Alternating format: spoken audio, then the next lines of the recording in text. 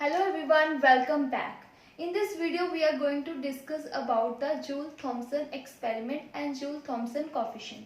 हमने लास्ट वाली वीडियो में डिस्कस किया था जूल कोफिशिएंट, ठीक है। तो वैसे ही होता है जूल-थॉमसन कोफिशिएंट, पर ये बहुत इंपॉर्टेंट है, बहुत से क्वेश्चन इस पे पूछे जाते हैं, ठीक है।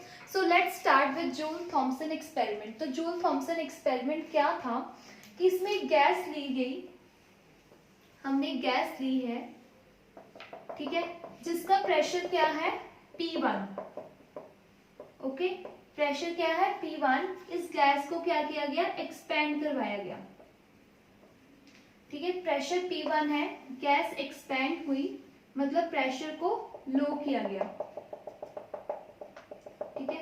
यहाँ पे प्रेशर जो था वो P2 था और P1 जो था वो ग्रेटर था as compare to P2।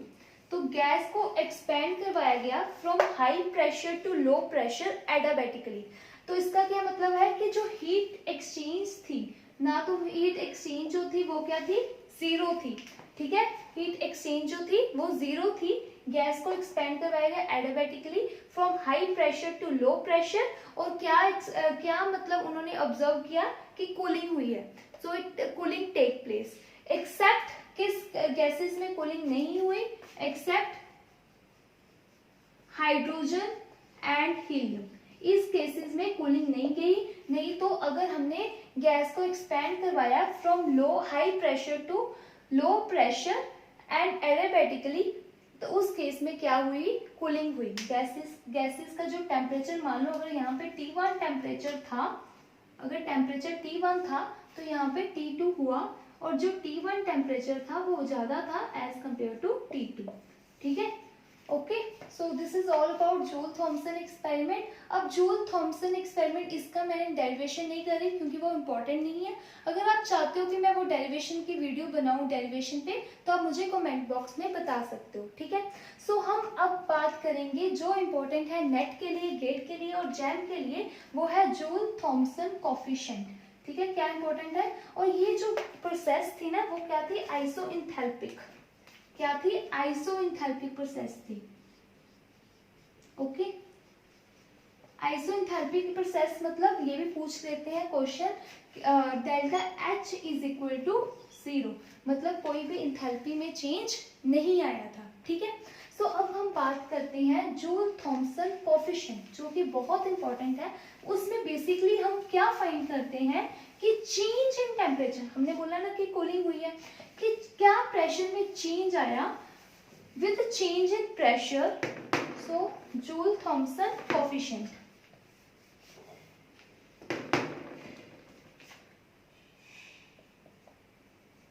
Okay, इसको किससे रिलेट करते हैं, म्यू से। किससे रिलेट करते हैं, म्यू से।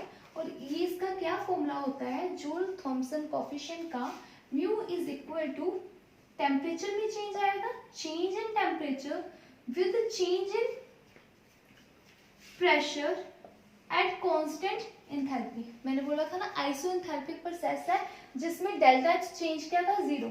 तो एट कांस्टेंट एंथैल्पी क्या चेंज आया टेम्परेचर का with respect to pressure, so it is given by, तो इसका जो फॉर्मूला होता है ये कैसे है, so -1/Cp, okay.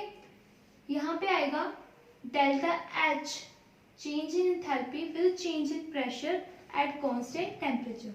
So mu is given by Joule-Thomson coefficient delta -1/Cp by del H by del P। हमने लास्ट वाली वीडियो में क्या निकाला था, जूल कोफिशिएंट, जिसको हम डोनेट करते थे ईटा से, जिसका क्या फॉर्मूला था, which was change in temperature with change in volume at constant internal energy was equal to -1/Cp delta, यहाँ पे था delta U by delta V eight constant temperature. ये मैंने आपको ड्राइव करके बताया था कि हम कैसे निकाल सकते हैं। In the same way we can find out this also, delta T by PV निकाल सकते हैं। So I would recommend you to watch that video, उसका लिंक मैंने डिस्क्रिप्शन में दे दिया, ठीक है। सो ये था ईटा, ये था जूल-थॉमसन, ये था जूल कोफिशिएंट, ओके, और ये था Joule Thomson coefficient. We will see, ये आ गया हमारे पास। अब हम अलग अलग केसेस कंसिडर करेंगे। फर्स्ट केस कंसिडर करते हैं आइडियल गैस। ठीक है, कौन सा केस कंसिडर कर रहे हैं? आइडियल गैस का। सो हमने इस केस में, आइडियल गैस के केस में ये वैल्यू निकालनी है। So -1/Cp is equal to del H by del P, V is equal होता है, ये किसके इक्वल होता है? It is equal to -V plus T del T, sorry यहाँ पे आएगा del V del T, ये इसके इक्वल होता है। Okay, so -Cp -V T del V by del T होता है। यहाँ पे सॉरी, यहाँ पे प्लस P आएगा और यहाँ पे -T del V by del T, okay, eight constant pressure. Fine. So del H by del P की ये वैल्यू है। ये क्या है? Thermodynamic equation of state, second thermodynamic equation of state है। ओके, ये भी मैंने अपनी वीडियो में डिस्कस किया है, उसका लिंक भी मैंने डिस्क्रिप्शन में दे दिया। ओके, सो ये आ गया, यहाँ से हमें ये मिल गया। अब हमने निकाला कि आइडियल केस में हमारे पास जूल थॉमसन कोएफिशिएंट क्या होता है। आइडियल गैस के केस में जूल थॉमसन कोएफिशिएंट क्या होता है? तो this which is equal to this, that is equal to this. अब हम ये वाला लिखेंगे।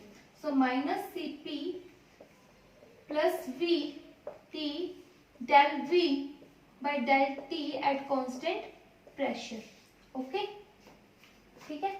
तो ये किसके इक्वल आएगा?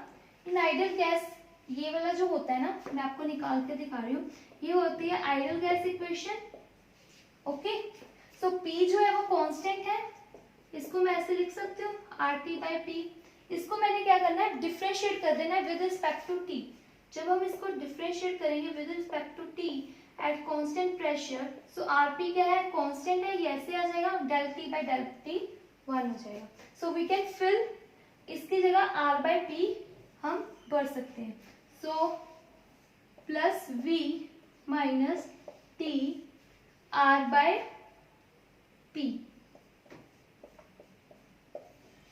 ओके, और R, so V is equal to, यहां से हम निकाल सकते हैं जो V is equal to RT/P होता है, तो यहाँ पे आ जाएगा प्लस V और यहाँ पे -V, तो विच इज इक्वल टू 0।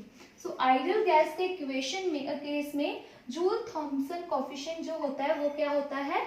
0 होता है। सो यहाँ से भी ऐसे क्वेश्चन आ सकता है कि Joule Thomson coefficient in case of ideal gas, ठीक है, तो वो क्या होता है? 0 होता है। Okay, so now we will see the case of real gas. किसका केस देखेंगे? रियल गैस का।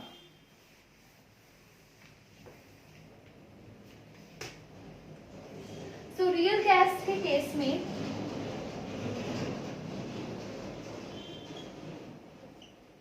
रियल गैस के केस में जो del H by del P की वैल्यू होती है, जूल थॉमसन कोएफिशिएंट किसके इक्वल है? -Cp del H by del P at constant temperature. जो del H by del P की वैल्यू होती है रियल गैस के केस में क्या होती है, वो मैं आपको डायरेक्टली बताने वाली हूँ।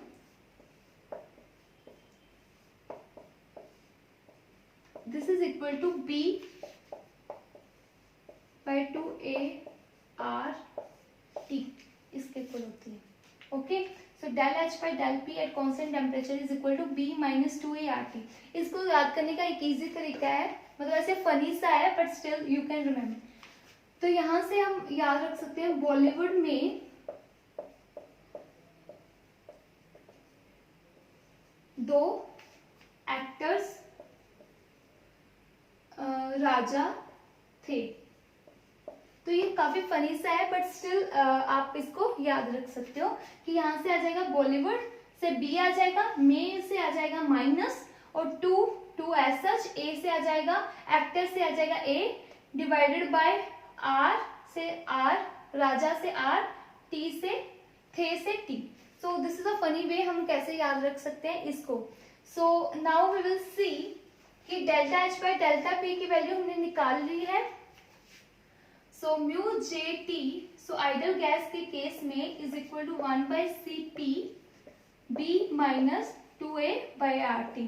तो वो आइडियल गैस के केस में वो जीरो नहीं होता, वो इसके इक्वल होता है। ओके, अब हम अलग अलग कंडीशंस देखेंगे जिसमें बी ज्यादा होगा 2A/RT से। Okay, so we will see the different conditions, वो हम देखते हैं नेक्स्ट।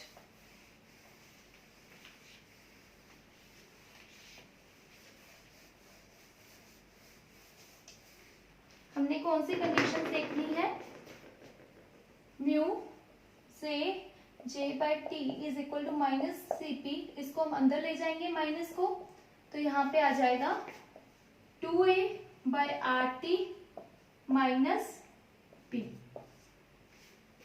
ओके, और इसी से हम सोल्यूशन फाइंड आउट करेंगे कि हाइड्रोजन और हीलियम के केस में हीटिंग क्यों होती है और बाकी गैस के केस में कूलिंग क्यों होती है। Okay, so let's start. Now we will see different cases. First case है at low temperature. Low temperature में यहाँ पे टेम्परेचर की वैल्यू कम है, बहुत कम है।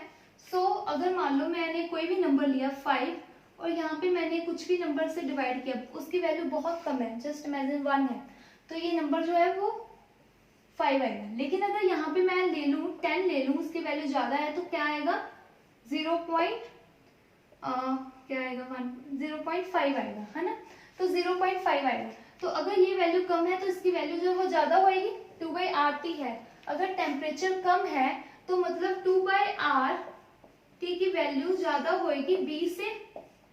और वी कैन आल्सो से कि एट लो टेम्परेचर पे A जो है वो ज्यादा होता है B से, फोर्स ऑफ अट्रैक्शन जो होती है वो ज्यादा होती है एट लो टेम्परेचर। ठीक है, तो ये वाली जो वैल्यू है वो ज्यादा होएगी। फाइन, सो ये जो है वो किसके इक्वल होता है, dt/dp एट कांस्टेंट H। अगर ये वैल्यू ज्यादा है तो ये वाली पूरी टर्म क्या होएगी, पॉजिटिव होएगी। ठीक है, ये वाली पूरी टर्म क्या होएगी, पॉजिटिव होएगी, है ना। अगर 2/RT ज्यादा है B से तो ये सारी टर्म पॉजिटिव होएगी।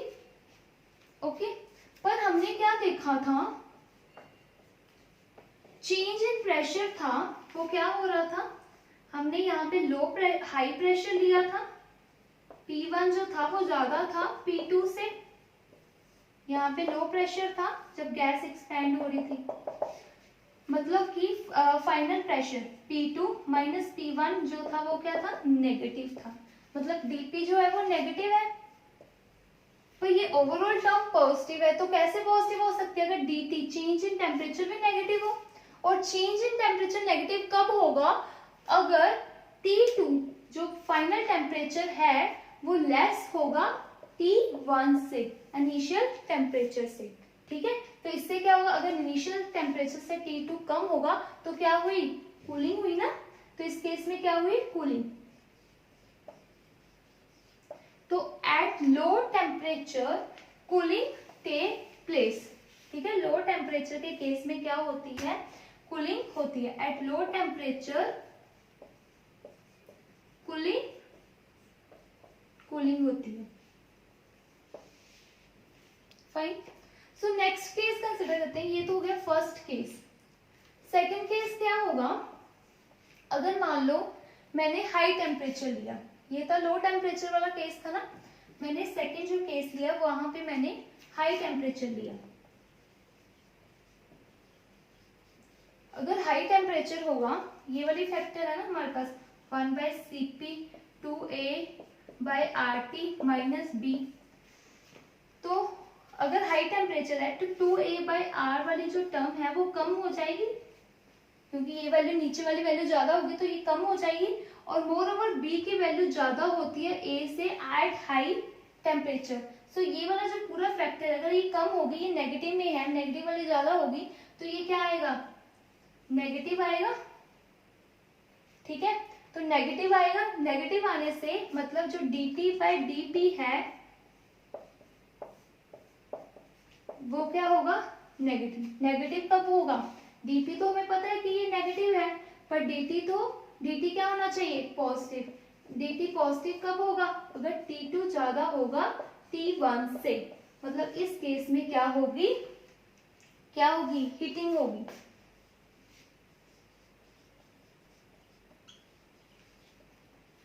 ठीक है, इस केस में क्या होगी? हीटिंग होगी। एट हाई टेम्परेचर क्या होएगी? हीटिंग होएगी। Eight low temperature cooling. ठीक है, अब लास्ट केस कंसीडर करते हैं जब हमने इन दोनों की जो वैल्यू है वो सेम कर देंगे। अब हम बोली तो चाह रहे हैं कि हीटिंग होएगी, हाई टेम्परेचर है, लो टेम्परेचर है, पर लो टेम्परेचर तो अब देखो, लो तो हाई टेम्परेचर है, हाई तो 30 भी हो सकता है कंपेरिजन टू, अगर मैं -20 डिग्री सेल्सियस ले लूं तो 30 डिग्री, ये इसको तो हम हाई बोलेंगे। ठीक है ना, और हाई तो हम 50 डिग्री सेल्सियस भी बोल सकते हैं। हाई तो 30 और 50, इसको क्या लो बोलेंगे? तो कौन सा हमें एक पार्टीशन है कि इस टेम्परेचर से ज्यादा टेम्परेचर होगा वो हाई होगा, इस टेम्परेचर से कम होगा वो क्या होगा? लो होगा। वो आता है हमें इन्वर्जन टेम्परेचर, उसे बोलते हैं इन्वर्जन टेम्परेचर। हर गैस का एक इन्वर्जन टेम्परेचर होता है। हमारे पास क्या था? Mu which is equal to minus Cp, यहाँ पे था 2a RT माइनस B, ये था ना। अगर हमने पहले हम एक केस में A बड़ा लिया, फिर B बड़ा लिया, अब हम एक केस लेते हैं जिसमें हम दोनों सेम कर देते हैं, इज इक्वल टू B है। ओके, सो एट इन्वर्जन टेम्परेचर, उसको बोलते हैं इन्वर्जन टेम्परेचर पर ये दोनों जो है वो क्या हो जाते हैं? सेम हो जाते हैं। ठीक है, at inversion temperature 2a is equal to, तो यहां से हम टेम्परेचर की वैल्यू निकाल सकते हैं। सो 2a बाई RB, ये आ गई वैल्यू ऑफ इन्वर्जन टेम्परेचर। अगर किसी भी गैस का इन्वर्जन टेम्परेचर से टेम्परेचर कम होएगा, मान लो किसी भी गैस का, मान लो कोई भी गैस है, उसका इन्वर्जन टेम्परेचर 50 डिग्री सेल्सियस है, अगर टेम्परेचर 60 डिग्री होगा तो उसको हम कंसिडर करेंगे हाई टेम्परेचर वाला केस। अगर 40 डिग्री सेल्सियस होगा तो वो होगा लो टेम्परेचर वाला केस। ठीक है, हमने हाई टेम्परेचर और लो टेम्परेचर लिया था ना, ये बीच वाला है, इससे ज्यादा होगा तो हाई, इससे कम होगा तो लो। तो मैं आपको एक टेबल सा बना देती हूँ। क्या था? अगर इन्वर्जन टेम्परेचर से, किसी भी गैस के इन्वर्जन टेम्परेचर से ज्यादा हुआ टेम्परेचर, उसको हम कंसिडर करते हैं हाई टेम्परेचर। उस केस में क्या होएगी? हाई टेम्परेचर है ना, उस केस में क्या होएगी? हीटिंग। ठीक है, अगर नेक्स्ट केस कंसिडर करते हैं, अगर इन्वर्जन टेम्परेचर ज्यादा है टेम्परेचर से, उसको हम बोलेंगे लो टेम्परेचर। उस केस में क्या होएगी? कूलिंग। ओके, सो यही हमने लास्ट डिस्कस किया है। अब हाइड्रोजन हीलियम के केस में हमने क्या देखा था? हमेशा क्या होती है? हीटिंग होती है ना। तो हाइड्रोजन और हीलियम के केस में हमेशा हीटिंग क्यों होती है? क्योंकि अगर उसका इन्वर्जन टेम्परेचर देखें, हाइड्रोजन और हीलियम का इन्वर्जन टेम्परेचर देखें, वो कितना, हाइड्रोजन का इन्वर्जन टेम्परेचर कितना है? -70 डिग्री सेल्सियस। मतलब अगर कोई टेम्परेचर इससे भी कम होगा, -70 से भी कम होएगा, मतलब फिर जाके उसमें क्या होगी? कूलिंग होएगी। लेकिन अगर हम रूम टेम्परेचर की बात करें, फॉर एग्जाम्पल 25 डिग्री सेल्सियस, तो ये इन्वर्जन टेम्परेचर से ज्यादा है, -70 डिग्री सेल्सियस से 25 ज्यादा है ना। तो ये कौन सा केस हो गया? इन्वर्जन टेम्परेचर से ज्यादा है, हाई टेम्परेचर, तो क्या होगी? हीटिंग होगी। तो क्या होगी? इसलिए हीटिंग होती है। अगर 0 डिग्री सेल्सियस पे कर लेना, उस पे भी एक्सपेरिमेंट कर ले, तो भी क्या होगा?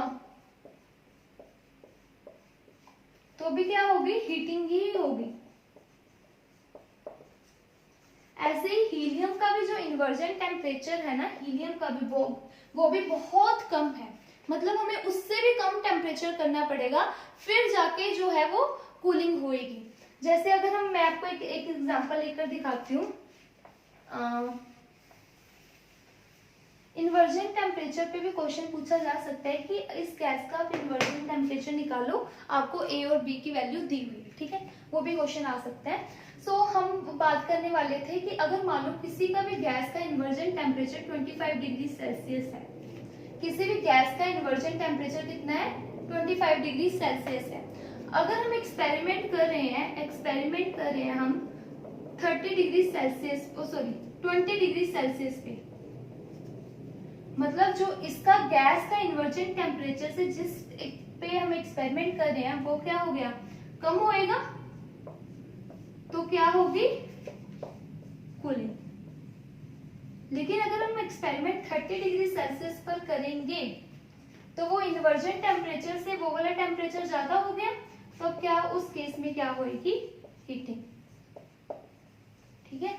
तो यही रीजन था कि हाइड्रोजन और हीलियम के केस में हमें क्या होता है, हीटिंग ही होती है हमेशा, चाहे जितना मर्जी कम टेम्परेचर कर लो, क्योंकि उसका इन्वर्जन टेम्परेचर ही बहुत ज्यादा कम है। सो दिस हमने यहाँ से सीखा कि हम कैसे क्यों उस केस में हाइड्रोजन और हीलियम के केस में हीटिंग होती है एडियाबैटिक एक्सपेंशन में। सो this is all about today's class. Thank you very much.